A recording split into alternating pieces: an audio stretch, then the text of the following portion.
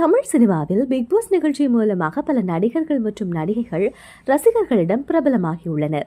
அந்த வகையில் முக்கியமானவராக இருப்பவர் தான் நடிகை ஜனனி. மாடலிங் உலகில் இருந்து சினிமாவை நோக்கி தனது பயணத்தை ஆரம்பித்த இவர் விஜய் டிவியில் ஒளிபரப்பான பிக் பாஸ் நிகழ்ச்சி மூலமாக மக்களின் மனதில் பெயர் பெற்றார். திரையுலகிலும் அதிகளமான வாய்ப்புகளை பெற்றுக் கொண்டார். பிக் பாஸ் நிகழ்ச்சியில் தனது யதார்த்தமான நடத்தை மற்றும் அழகு என்பன மூலம் பலர் கவனத்தையும் ஈர்த்தார்.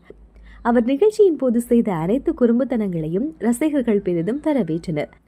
இந்த பின்னணியில் தான் ஜனனிக்கு விஜயின் சூப்பர் ஹிட் திரைப்படமான லியோவில் சிறிய கதாபாத்திரத்தில் நடிப்பதற்கான வாய்ப்பை ஏற்படுத்தி கொடுத்தது.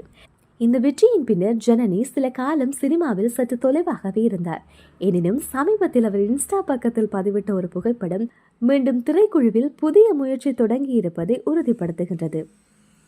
ஜனனி பகிர்ந்த புகைப்படத்தில் நீல நிற ஆடையுடன் கழுத்தில் மாலை அணிந்து கொண்டு காட்சியளிக்கின்றார். இதை பார்த்த ரசிகர்கள் கம்பேக் ஜனனி என்று கமெண்ட் செய்து வருகின்றார்கள்.